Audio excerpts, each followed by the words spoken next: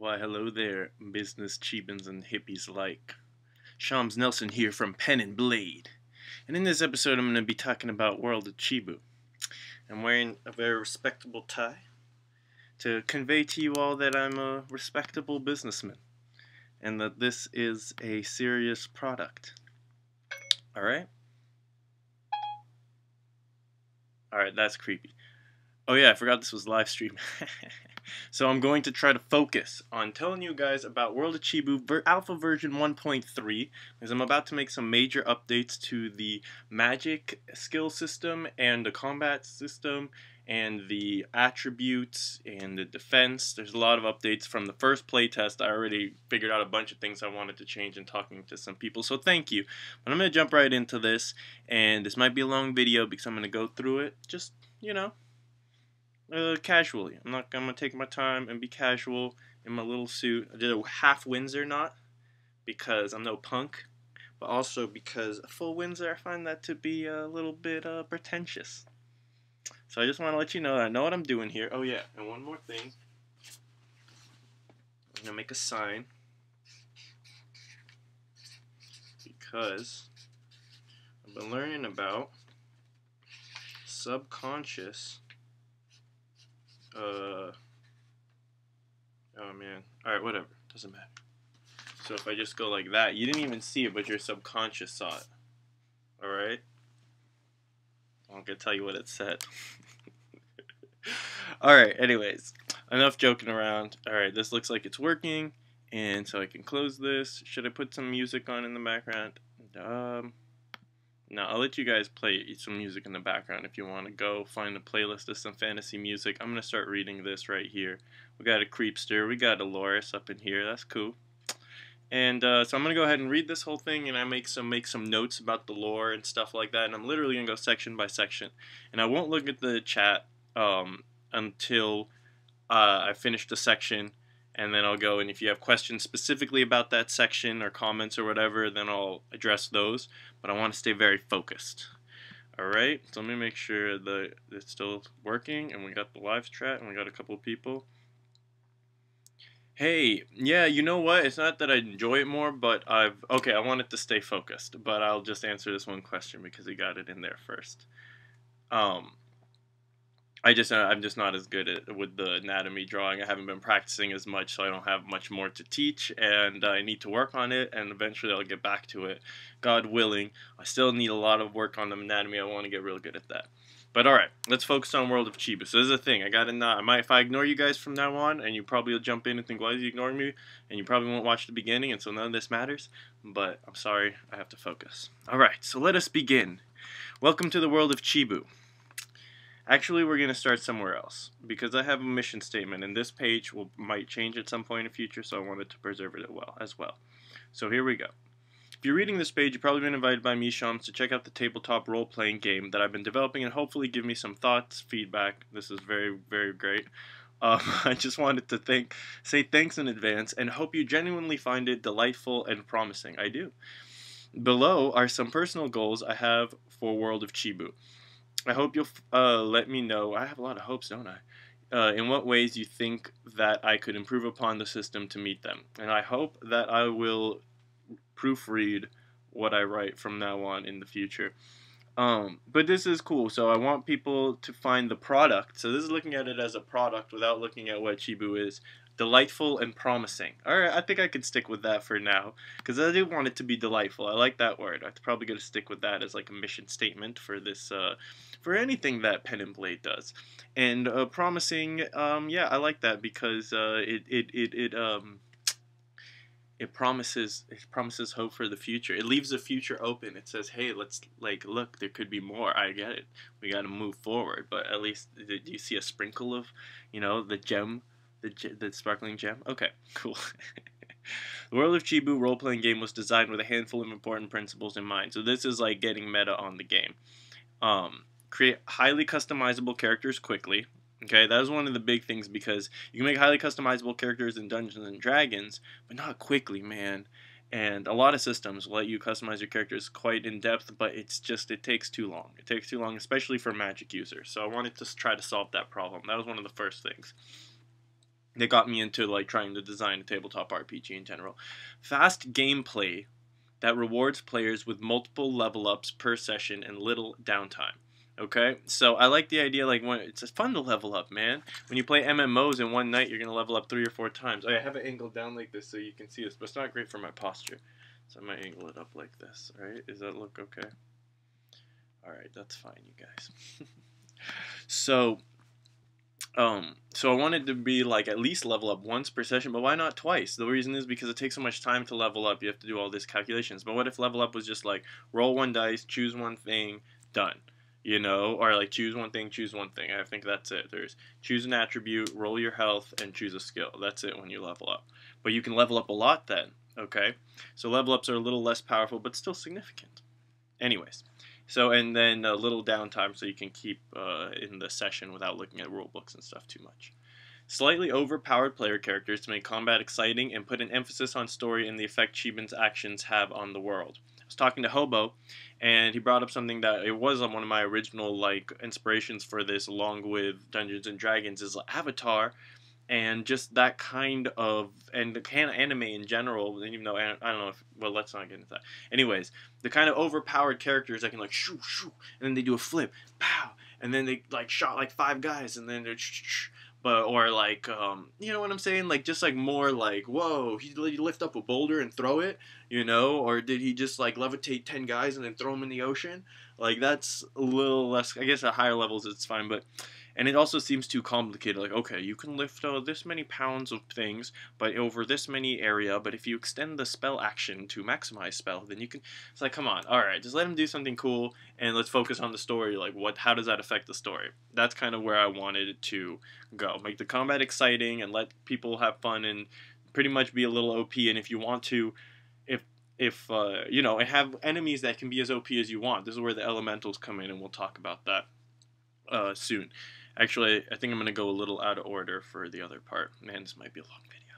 All right, but I got to do it. I'm gonna feel good because I just want to have this all in record with my thoughts, and thinking out loud is very helpful. And I'm sorry I'm ignoring the chat. If you jumped in, I'm going to go through a whole section of stuff, and then I'll check the chat and only answer questions very specific to this to what I just talked about, this section. Okay, so yeah, I'm gonna have to be strict about that. Guidelines that are both specific enough to spark imagination, yet open-ended enough to allow adventure masters and players a plethora of ways to be creative within the system. So guidelines, like instead of I'm saying rules, I'm saying instead of let's not have rules, let's have guidelines. And they can be kind of specific guidelines. But like, okay, so we've got these 5 elementals, but the way the elementals look can be anything. They could take any form. That's part of the lore of this world. They could look like a dog, they could look like a humanoid, they could be giant, they could be small. You know what I'm saying? They could look like a rock if it's or whatever. So it lets you be, okay, so here are the rules, and then I can be really creative within that system. And there's a lot more like animentals now, where you combine an animal and an elemental, so you can go crazy with that. There's so many animals and elementals and stuff like that. You can even make up your own animals, whatever. Okay, so, and we're calling them adventure masters because I like that. It's all about adventures, man. So I think that's enough about that. A setting that is has both the ability to be fun and lighthearted, as well as have the martial, social, political, and economical depth. More on that, both have, okay, yeah, more than the upcoming World Chibu campaign setting. Alright, so I don't want to get too much into the campaign setting, even though I kind of am realizing it's important for explaining the mechanics, and it's kind of more interesting than the mechanics, I guess, you know, obviously. So, I should hope so. So, I think I might actually go a little out of order in this as far as the World of Chibu rulebook goes. Alright, cool. So that I think speaks for itself. I want it to be fun and lighthearted. Look at these cool these fun characters. Here's one there, like la la ha hoo hoo hoo. But at the same time, there's like, okay, we need to feed our peoples. There's a catastrophic things. People can die. Assassins, political intrigue, you know, cultural movements, all sorts of stuff like that. Trade routes, everything like that. So it's a fully lived-in world. Alright, so let's see if there's any questions or whatever. Hey, Jimmy. Okay. Fast equals less choice. That's a good point, actually. Normal games are better when they're the original version because they're still not complex and more easy to understand. Oh, you mean like aside from expansion packs and stuff like that. I get you. I get you. Alright, I'm going to move on. This is going to be a long video, like I said. Alright, so, Genesis. or we're starting here in section 1, welcome to the world of Chibu. And if you want to come in here, you can come into this document and leave comments and stuff by going to the links in the description. Alright? Welcome to the world of Chibu, an exciting and dangerous place filled with countless adventures waiting to be had. Okay, cool. Genesis. Once, not long ago, a conflict raged between the 5 great elemental avatars of the world in the middle of a great sea. 5 great elemental avatars of the world in the middle of a great sea. So I started off as them as elementals, like titans, like giant guys. But then I thought, no, I like the idea of these avatars just being like formless, but then they take the form instead of humans. So, or Chibans. So they've got a chibi character, but they're like, you know, really regal or whatever, and maybe made of stone if it's a stone guy. I haven't designed them yet, but I thought that would be really fun. Alright? Although the giant waves and furious storms created by this battle royale crashed against the shores of distant continents, the various peoples lived there unaware. That's a typo. Oh, I can change it right now. Lived there unaware of this great conflict and of each other. And there's conflict. Ugh, this isn't great. Hey, what's up, Anonymous Loris? So yeah, they're just battling in the middle of the sea, probably in a metaphysical plane, not physically, but it's causing all this stuff. And all these different continents and this raging sea, the sea's been raging for hundreds of years. They can't cross into the deep sea or they'll be crushed by these waves. But eventually, the Avatar of Light eventually entered into the fray, knowing he must stop the fighting before the delicate elemental balance was broken. So we're using the 5 elements, earth, what does it go from earth to metal, or let's start with water, wood, fire, earth, metal, okay? And it goes in that circle, and then I added light, dark, and void, okay? The Avatar of Light eventually entered the fray, yes, I said that. Unable to restrain them on his own, he sought the help of the Avatar of Darkness, who agreed, but at a price. Together they were able to cast down the elementals and lock them within a chamber deep beneath the sea. It was very much like Zeus locking the elemental titans away. Alright, it's okay. Don't have to there are very few original ideas out there, but maybe I'll twist it up so instead of it's a chamber beneath the sea, we'll figure it out, but whatever. But as the waters rushed in, or maybe they're locked in the portals, because I have these 5 portals where, you'll see. But as the waters rushed in and the crackling, restrained them to 5 portal locations. See, this is something I'm going to change. So I'm going to leave this one alone. I might actually make a new document or I'll change this later. But I want to copy and paste this whole thing or to make a backup before I make any changes like that. But as the waters rushed in, the crackling elemental energies disrupted the time-space continuum. The various continents of the world were collided in a cataclysmic event that left little more than a large island of land above a planet covered in tumultuous waters. While great populations were lost in the cataclysm, so all these continents got sucked together and they crashed together. Most of them sank beneath the sea, but little segments of each continent were left, and then they created this world of Chibu, which is a fairly small island, or a large island, but small compared to the large continents that used to live on. While great populations were lost in the cataclysm, and the all-encompassing battle over resources that followed, those that survived quickly learned that they had very strange neighbors indeed. Interestingly, they all shared a common language, along with all sentient creatures in Chibu. But will that be enough to get along in peace? Probably not. Alright, so basically I had a couple ages. So there's the age of the Chibu, or actually you could play, I guess, if you wanted to play as like a Vicor or a Xia or whatever, before Chibu, like that's called BC, before Chibu, then you could do that, and they would just not be any of those other peoples. But then the second age, I don't know if that's the first age, that's pre-age, okay? The first age is when they crash together, and there's widespread, like the population saw it coming, like they could see this landmass coming towards them, so they all got to high ground and tried to go away from the direction they were going to crash. So there was a lot of people who survived compared to the amount of landmass that survived, and so there was a big struggle for food and resources and space. There was a big battle. So the first age, and also the elementals were running wild because they just gotten locked away, and maybe the last ones that had like little bits of the elementals. I just imagine it's a crazy world, or maybe there were no elementals in that first age. Elementals reappeared. I don't know. That's something we've got to figure out. Anyway, so the first age is chaotic, lots of war. So if you want to play a heavy war campaign in a kind of post-apocalyptic world, that would be it. And then after that, things kind of calm down, and then the second age is, and this is CE, Chiban era. In the, I don't know, maybe around 300 or 400 CE, things have calmed down, and people have settled into their place. There's still separation, but now there's just like the conflict between whatever. Anyways, we'll figure it out.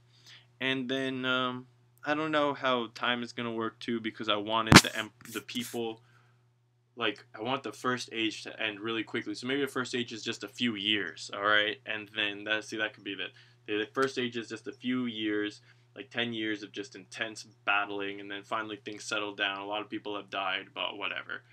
Now we've kind of settled into a population that's sustainable, and we'll take it from there. Exacerbating the problem are the elementals, who refuse to go down quietly, arising spontaneously from around the lands of Chibu, as well as spanning en masse from 5 mysterious elemental portals. These entities wage war against each other on the surface world, carrying on their eternal battle.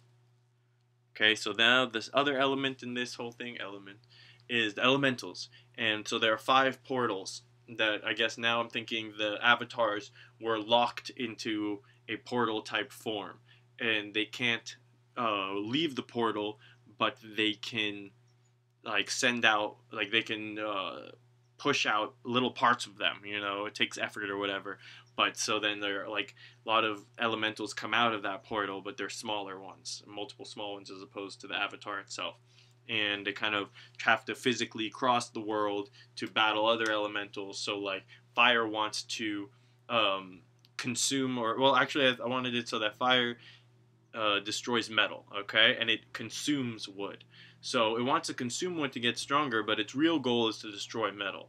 All right, and I think that's part of the unbalance, that the elements want to destroy more than they want to absorb.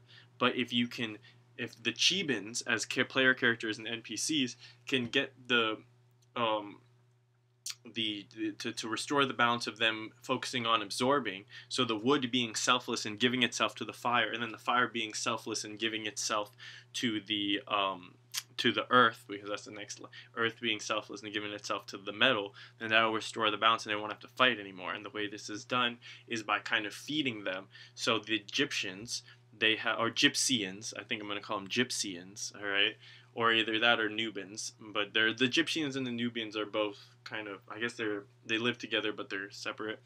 Anyways, whatever. I'll get into that. Well, okay, let's talk about it real quick. The Gypsians are based on Egyptians, Nubians are based on Nubians, and Nubians are dark-skinned from the south. That's where my mom's actually from, and Egyptians are from the north. And, you know, they have a whole history you can look up, and Nubians are actually just as old as ancient Egyptians and stuff like that. Okay, so then what was I saying about that? Oh yeah, so the Gypsians built these metal monuments, and so when there's a lot of metal or a lot of one element in one place, it creates like a metaphysical, you know, disruption there, where it attracts the spontaneous creation of that kind of elemental. So they live right near the water elemental portal, is where the Gypsians have their main kingdom in Chibu. And so water elementals are always spawning there, and they absorb metal element. So by creating these metal monuments and having the metal elements spawn there, and the water elements are absorbing them, then they become less aggressive because they're well fed or whatever. You know what I'm saying?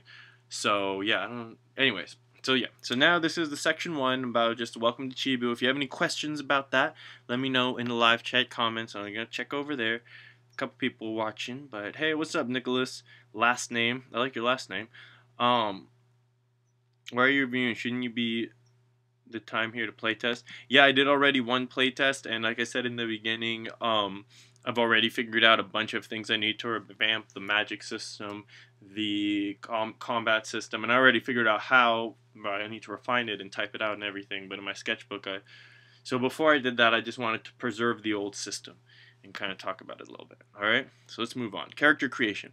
So the idea behind character creation, I want it to be really fun, and I want it to be almost like an experience where, okay, you're starting off in this cosmos, like close your eyes, you're floating in nothingness, absolute nothingness, and maybe a couple stars start to appear. Your Chiban spirit is floating in the primordial cosmos, yet uncreated. However, already it is endowed with a certain somethings that make it unique. This idea that we have, like, we predate our physical forms, okay? So you're going to come up, before you make your Chibu stats or personality or physical form, you're going to come out with who that Chiban is, man. Who is that Chiban, bro? What does your character ultimately want out of life? Fame, fortune, friendship, French fries, whatever. I'm not judging. Personality traits. So the first thing you're going to do is just choose an ambition. I'm going to make a character right now on the stream. My ambition is French fries, alright? My character absolutely loves French fries, and he only tasted them once when he was young and some... Oh, no, he doesn't even... No, this is before he was alive, okay? So he just has... There's something in his heart that makes him want to invent French fries, but he doesn't know it yet. He just knows there's some food out there. He's got this feeling that there's something out there he needs to create that's going to change the world forever. And it happens to be French fries, but that's part of his journey to discover that. You may choose two of these. Roll for random traits. If you get the same one twice, you are a personification of that trait. So you're going to roll d20 twice. If you roll paranoid twice, then you're like you are what paranoid would be if it became a Chiban. Alright? So, or come up with your own, okay? Do your own thing if you want to. These personality traits are their natural inclinations, but if they are strong-willed, they can choose to act against them. When am I writing a psychology book? For example, sometimes the most outwardly confident Chibans are actually deeply insecure, or cowardly Chiban can learn to act boldly despite his fear. Alright? So, yeah, so like, let's say you get a cruel and hyperactive Chiban, but like they live in a society where everyone's really nice. Like, okay, maybe he learns to act nice and stuff, but secretly he wants to be cruel. Maybe he could actually be a really nice character. No one knows that his attribute is cruel. That should be kept secret from the other players. I think that might be part of the system. But he could be actually very cruel, but he acts nice to everyone, and he's just waiting for the moment when he can get away with being cruel, or the moment when he can be the most cruel. Alright? And or maybe then also hiding the hyperactive, like he's super hyperactive, but he tries to stay calm, and maybe he's got like a twitch, and you're like, why does he have that twitch? Because one day he's just gonna let all hyperactive cruelty out, and this is getting very dark, so I'm gonna stop here. The recommended method is to roll randomly for everything in this creation process, except your Chiban's ambition. This simulates real life in which you can't choose the circumstances of your birth, and you just have to make the best of what you get. Alright, let me get some dice, and I'm going to roll randomly for everything except for my ambition, which is French fries. Alright, please enjoy this lovely fireplace. This is an intermission. Maybe I'll play some music. What am I looking for again? Oh, dice. Where's the dice? I guess I could open a new pack of dice. Eventually I'm going to have to give some of these away. Alright, I'll just do that. These are from Random Encounter Dice, the official dice provider of Pen and Blade. No, I'm not wearing my pajama pants. I am wearing a full suit. Can't you tell by the tie? Alright, so any questions thus far about the personality, ambition, and rolling your personality traits, and all your Chiban randomly, even their peoples? I don't know if I made a table for that, but I should for the thing. What do you think about the ideal? I mean, you can do whatever you want, obviously, but the rules saying you should roll randomly because you can't choose the circumstances of your birth, so you can't choose the circumstances of your Chiban. And you can't choose the circumstances of your dice. We're going to be using what is these ones called? Dire Wolf. I have a great picture of that. Actually, you should check out Random Encounter Dice at Twitter at @RE_dice. You're right in the chat. Because I think there's a picture of my husky licking these dice. Alright, and I guess I'm keeping these because my husky licked them. Alright, so let's roll d20. 19, I'm going to roll twice, 18. So I remember 18 was paranoid. Oh, look at that. The stream health is green. It's very rare. So, what are they interesting? Watching one of his map making videos. What's up, Jesse Gibson? Welcome to the Cyber Nation. You should join us on Discord and share your maps in the cartography section. But like I said, I am going to focus on getting through this because it's going to take forever. So yeah, I got 18 and 19. So paranoid and lazy. So I've got a paranoid and lazy Chiban who wants to invent French fries, but doesn't even know that he wants what he wants to invent. But it's French fries. We know that. All right, we're getting meta here. So, what are we going to do? How is a paranoid and lazy going to fit in? Well, he doesn't want to do the work of inventing French fries, but that's good because all you need to do is take a potato and throw it in some hot oil. So maybe that'll actually help him invent French fries. Maybe one day he's going to be so lazy to cook anything, he's just going to take some potatoes and throw it in some boiling oil and eat it, and he'd be like, hey, this is pretty good, but maybe if I cut it up, it wouldn't be raw in the middle. That's how eventually, I don't know. I guess I can't avoid getting off on tangents. I think that's part of this channel's charm. I hope. Alright, step 2. So, I think I already took questions on that, and there's no one in the chat anyway, so...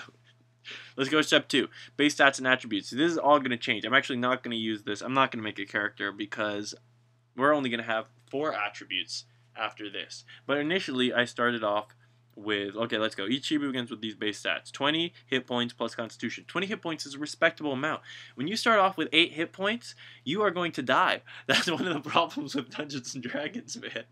I remember, I think in 3rd edition, I think they changed this, but I think a wizard got 4 hit points, a d4, plus his constitution modifier, so assuming that's usually like a neutral, they usually don't have high constitution, that's like 4 hit points at level 1, and there are so many jokes about the wizard always dies, and yeah. You can see why. So starting off with just 20 plus your constitution and not having a huge discrepancy between the constitution of warriors and wizards. Like a discrepancy, sure, but not gigantic. You know what I'm saying? Maybe warrior combat are going to have to take skills to get their constitution naturally higher. Where wizards will choose to take spells that instead. And those are all drawn from the same pool, which is skills.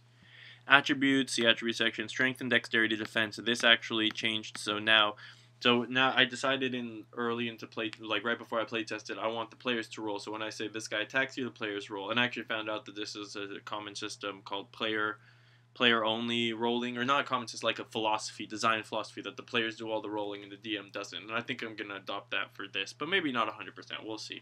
I like the idea of DMs rolling on random generation tables and stuff, but not in combat because there's already too much to keep track of. So instead, I'm expanding this, so there are 4 different defenses for all 4 attributes that I've decided on, but right now, this is where it was standing. Skills, determined by the Chiban's people, so you'll see all the skills they get.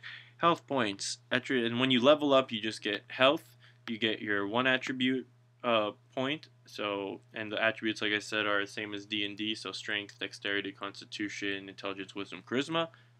Skills, you get 1 new skill every level. Alright, pretty simple. You're going to choose an attribute, you're going to choose a skill, you're going to roll a dice. Yo, what's up? Please share the link to the player and master manual. Okay, it's in the description. I don't know if you guys can see that, but I guess I'll just copy paste it over. On Google Plus. What? I don't even know what you're talking about. Alright. Alright, so then we're going to continue on. Trekking on. Okay, cool. I'm glad. Thanks for helping out, Jimmy and Jesse. I hope you're enjoying your life and finding everything all right. All right, moving on to attributes. Attributes represent your character's core tendencies. Is your Chiban strong and smart, wise and slick, tough and charming? To determine your ability score bonuses, roll 1d4 for each attribute in order: strength, dexterity, constitution, intelligence, wisdom, charisma. Or if your AM, Adventure Master, copyright, trademark, register, is merciful, then roll 4d6 and distribute each dice as you please. So that's the idea of, like, you can't choose your stats in life, so you just gotta roll with what you roll with.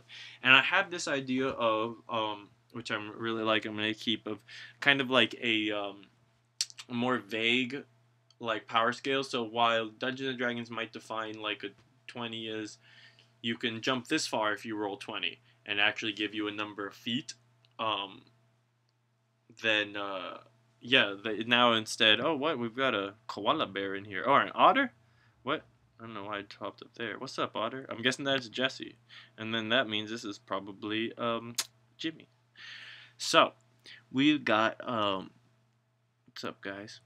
We've got power attribute power scale. So kind of keeping this vague, where it's like impressive to one person who doesn't watch anime might be you know, hitting a deer with an arrow from 40 feet away, but this some guy who does watch anime might think that the same thing is impressive as hitting a bird in flight at 200 feet away with the same arrow. Okay, legendary for that one person might be pushing a large boulder away from a doorway.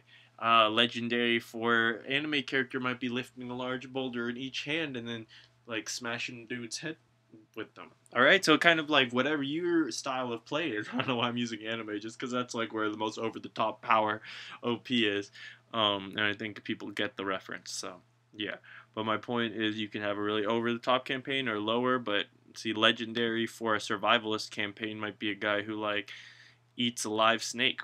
You know, I don't know. All right. So I'm not going to go into this because these are all going to change and we know them. Strength, dexterity, constitution, intelligence, wisdom, charisma. Okay? But I'm going to talk about legendary facts. Before that, do we have any questions about attributes or that scaling system? No. Cool. Moving on. This is making me look really sad, huh? Because I wore a nice suit and then no one's showing up to my business meeting? No. Jimmy and Jesse, you're my executive. We got Chief Operating Officer and Chief Financial Officer. There. You guys can fight amongst yourself over who's who. So once you get like 10 strength, so the most you could start off with would be 4 plus 2, because some of these Chiban races get plus 2 to certain things. Or I guess maybe one of them gets plus 3. You'll see which one. Once you get to 10, you get an extra effect. Alright, so legendary strength, you may choose to knock back an opponent distance up to 2 times your strength attribute in Chibits. A Chibit is the height of a Chibu. Chibits are a unit of measurement equal to an average Chiban's height, approximately 3.5 feet or 1 meter, a little over a meter. Alright? And so it's got to give you knockback, that you can't get any other way except by having legendary strength. Legendary and dexterity always act first in battle. Legendary constitution can completely shrug off the damage from one attack per day. The thing with legendary dex is when you always act first in battle anyways if you have the highest dex and the Chibans go first. Whoa, we got a rabbit up in here. But even when you're ambushed. When you're ambushed, that's the only time you don't act first. I should have made some tea, man. I'm talking too much. Alright, let's just move on. Physical, maybe I'll have to do this video in 2 parts. We'll see if I get too tired. Physical health and endurance. How much poison berry pie can you eat before you roll? Oh yeah, I thought these were funny. I'll let you guys read them though. So basically there are different legendary effects for each. Alright, I'm not going to go through the details. I think that I'm going to go over general mechanics. Yeah, this would take forever. But one of the things that I might have to change. Oh yeah, this is all going to change. Alright. So it's okay. I'm going to keep a record of this for the details and I'm not going to talk my throat off, so yeah, let's just keep going. Alright, any question on Section 2, generating your characters, making their attributes and stuff like that, thought process and stuff behind it, nothing too detailed. Cool. When is beta? Dude, if you want to start playtesting it, let's just set a time. What's up, Skeletor? I'm guessing you're the kangaroo. Yeah. I'm going to change a bunch of things, though. That's why I stopped like asking about playtesting, because I'm like, oh man, I want to change this whole system, and no point in playtesting an old system, I guess. Step 3, peoples. 8 cultures developed largely isolated from one another, but now have been forced to live in close proximity. Every people has their own tendencies, cultural norms, and taboos, but each Chiban is also an individual. Since the Great Joining, there have been many struggles. Oh, I forgot about the Great Joining. But there have also been emerged many opportunities. You can choose the people you wish for your character to be, or roll a d8 to generate it randomly, then choose from a subtype. Oh yeah, here's a little table. Alright, so you can do that. Boom. Each one has 2 little subtypes. And this is cool because I can expand it. I can make more Jungarian subtypes if I want. Or Kingdom. And I was also thinking maybe to make things simpler, just have... No, you need all the Chibans. This is World of Chibu. What am I thinking? Forgive me. Alright. And I think I'm going to take these out because... I don't know.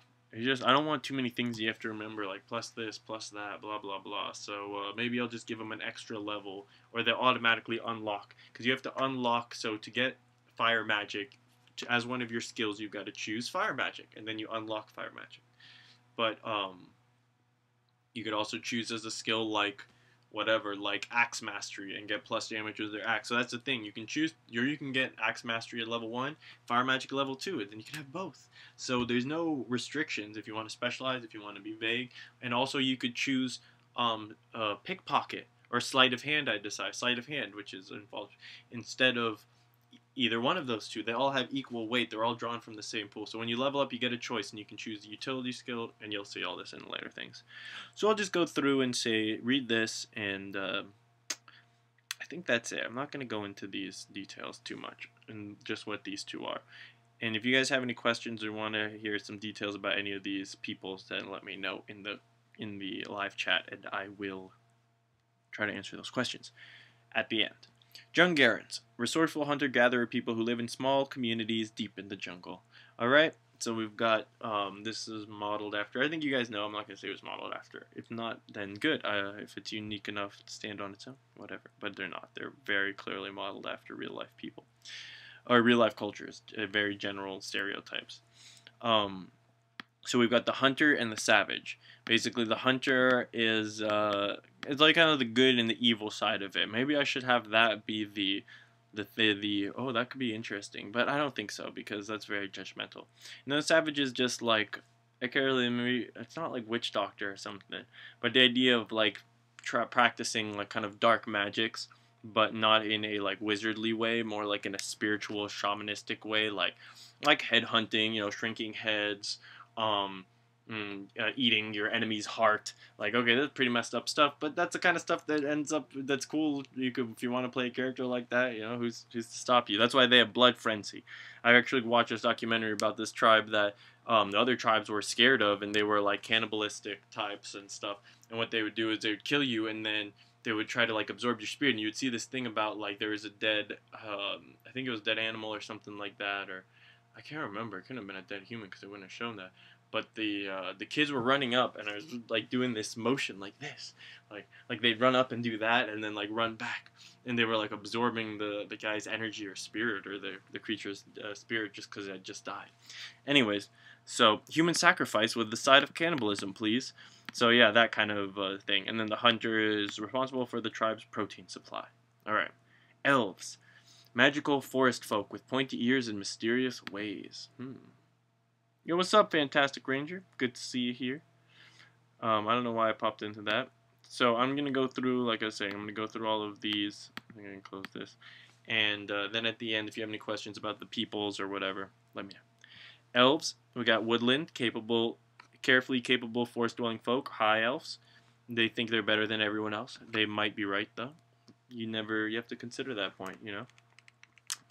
And they are very opposite. The woodland, living in the woods, kind of the hippie elves. High elves are going to be high society, blah, blah, blah.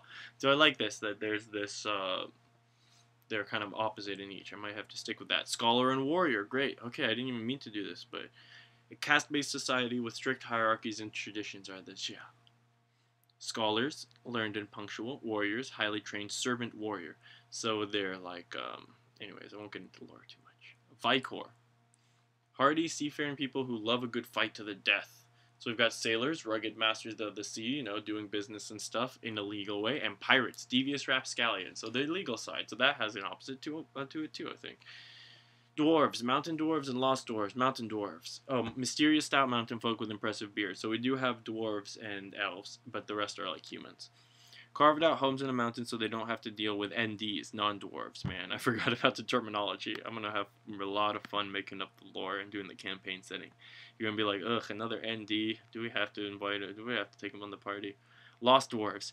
These dwarves wandered deep into the mountains long ago and were thought lost forever. And in the lore, actually, now they've been found. Once the Chibus collided, the mountains were all brought up, and now the lost dwarves were, like, brought into daylight. And they're not, like, they look crazy and stuff, but they're not, like, they're actually reasonably smart and things like that. But they have this weird thing where they just don't mind doing stuff. So they were been enslaved by the Dark Dwarves, which is just led by this one guy, and they're called the Dark Dwarf Empire. There's this whole lore about it. I don't want to get into it right now. But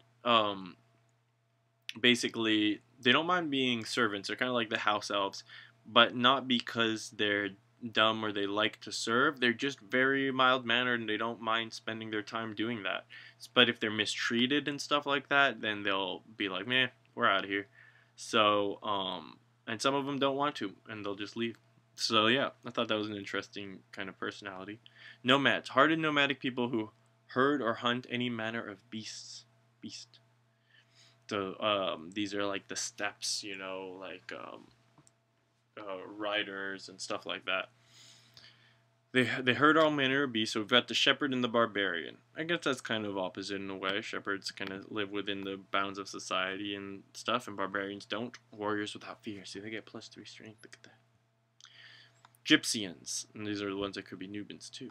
Metaphysicians and builders of great monuments. We got Alkalites. Oh, this is good. That's spiritual. Dedicated dabbler in the mystic arts, treading the line between darkness and light. And the merchant. Ah, the finer things in life. So the merchant is, material versus metaphysical. Is acolyte and merchant. Peasant versus nice. Status versus not status. So this is the kingdom peoples. An industrious feudal society with a taste for adventure. That's kind of like the go-to standard medieval fantasy, European. Peasants are ordinary yet skillful folk with extraordinary problems, so they get a lot of utility skills like run, gather, lift, push, pull, tame beast, knowledge, peasantry. I'm going to change that. I don't know what knowledge peasantry is. I think I put that as a joke, which I kind of like. It's like, okay, maybe it'll come in handy. Abilities. They get their random. They're only ones who have a random boost to their abilities. So the peasant, being a peasant isn't terrible, and I like that. Kind of rags to riches, and that's the fairy tale story. So, and then the knight, a vassal of his loyal lord, of his royal lord. Okay, cool, and that's a little slime hog, but it doesn't have any arms. It's a mutant. Any questions about peoples? Hey, thanks, man. Cool, thanks, dude. And I'm actually updating the drawing style, so this is kind of preserving the old style. But, yeah, we'll see. You like the cartoonish feel. Okay, I'm going to have to do a cyber sketchbook flip-through video and show you guys the different styles that I'm looking at for World of Chibu, and definitely let me know your thoughts on what style you like at that point. Alright, I have 40 battery left, 40%, so I'm going to use that as ultimate timer, but hopefully we'll finish up before then, so let's hop back in. Boop, boop, doo doo doo. Alright. We've got step 4, parents, optional. It seems like it should have gone before peoples. No, I guess because you need to know the peoples to figure out how your parents fit into that. So you can roll these. Let's see what it says. Parents either come from both come from the same people as you are, but you can have one parent from a different people if you would like. This is more rare, however. If you choose this option, flip a coin to decide whether your mother or father is from another people. Then roll from the people's table. Okay, that works. Also, roll a d6 on each parent. On the roll of a 1, the parent is deceased. The step isn't necessary, but can be a fun way to flesh out your achievement. I don't know if the deceased parent mechanic is a fun way to flesh out your achievement. Is just, anyways. I definitely didn't proof these for sensitivity. Okay. Happy Father's Day, by the way. So this is a Nuban versus Egyptian. Gypsian. Now, water elemental. Elementals can take different forms. We'll get into the elementals in the lore section. Skills. Many different skills. So I already kind of explained skills. Combat skills, defense skills, utility skills, magic skills. First off, any questions about parents?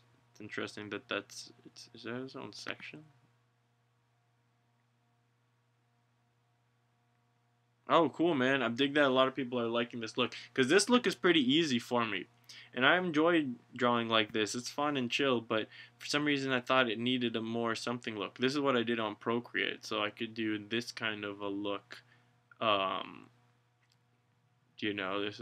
I was going to make it more painterly. Alright? And I'll show you guys one thing that I was working on quick. Because I want to hear your feedback, since you guys both like that. Here we go. So this one's not complete yet, but I guess I'm getting close. So there's been an idea of a more painterly style, blend in a little more and stuff like that. But yeah. So do you guys prefer this for World of Chibu? It takes so much longer though. But I think I could get good and do it at similar speed. Or do you prefer, so look, a colored, basically the colored version of this.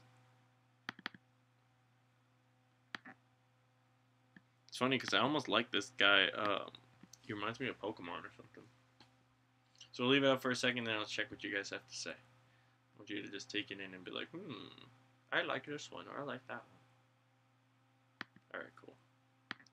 Fairly well. And there's a whole lore behind these guys.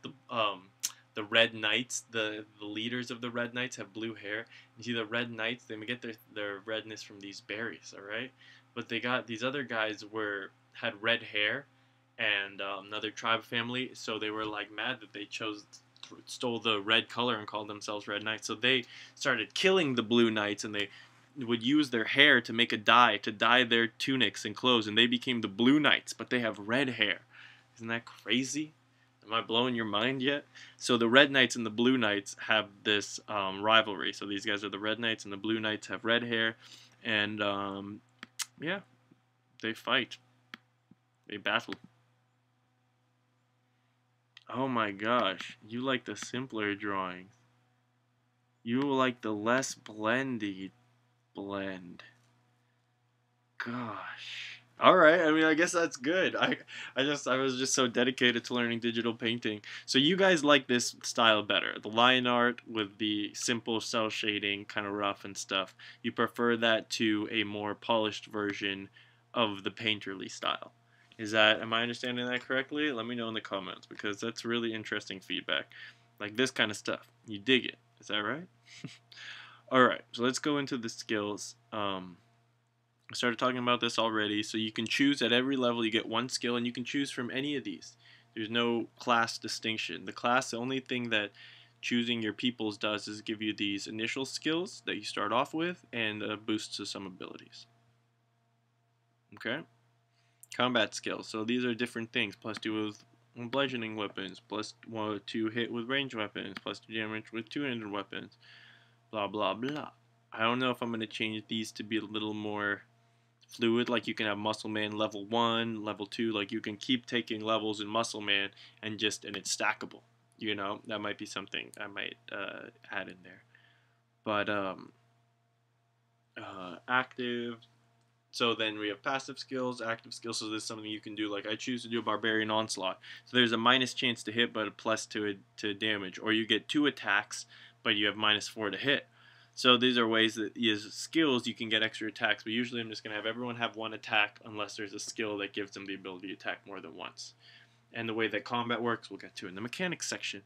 Alright, so and here's where you can get some extra hit points or ACs to be more of a warrior tank type. But if you want to just be, you know, a glass cannon, I think they call it, where so you have lots of combat and magic skills, but you have low defense. So if you get hit and you die. You can do that too. You can do whatever you want.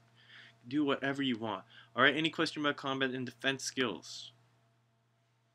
Humorous tone. That's something near a munchkin. Yeah. Okay, this is good. The humorous tone. I'll remember that. Yes, I am familiar with Munchkin. I actually have it right somewhere around here. But I'm not going to stand up because then you see I'm wearing pajama pants and it'll destroy all my credibility. Maybe it's not in here. It might be in storage. It's too complicated for my dad. He likes like war games and stuff, but I don't know. I mean, I guess it wasn't too complicated for him, but when we tried to play it, it wasn't easy to get everyone on board. Okay. Utility skills.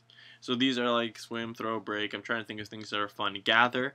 So I want to have like I don't know. Fortnite is I don't even play it, but it's, you know, I hear about it and watch videos about the phenomenon just because I'm curious about what's going on. So like the idea of like I like the idea that kingdom, like Romans used to actually do this. They could build a fort overnight with like a whole army. They would just cut down a Swatch forest and build a fort, and overnight they have this wooden building similar to like the Alamo, not the Alamo, like wooden forts you would see in the Old West and stuff like that. Pretty sturdy structures. So I'm thinking that'd be cool if a Chibi can do that on his own almost. So overnight or in the course of like 1 or 2 days, he could build a small fort by gathering and by doing gather and knowledge, craftsmanship. So that just gives you all craftsmanship. Alright, this is another thing about this knowledge skill. I'm going to get to that in a second. So gather lets you gather resources. So if you're incredibly good at gathering, like the Lost Dwarves maybe, then you could gather like a ton of wood in one night. If 2 Lost Dwarves could probably build a fort overnight. Because it's kind of cartoony, like you're saying the Munchkin feel. And so you're a little overpowered. And so yeah, I don't think they can build a fort in the middle of a battle. Well, maybe they could build a wall in the middle of a battle. One of them could gather the wood, so in one round he could like chop down a tree, and then the next round he throws it to the. I don't know. I don't know if you. So that's the thing. That's what the playstyle. If you want to make a cartoony campaign where you can build a fort in a round, then do your thing. If all your players like that, have fun. That's why it's like if that's what's legendary to you, or if that's what's impressive to you, then that's fine. Yeah, you can use the roll table and just as necessary. Riding stuff, running, leaping, blah blah blah. Knowledge, like if you take knowledge, you should be like pretty awesome. All right, you should have a practical use. Elementology. All right, we'll get to that in a minute.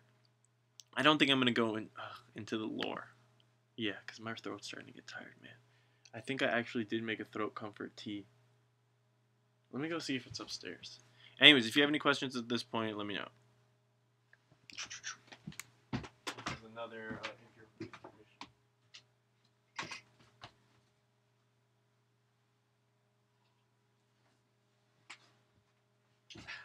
Yep, super cool.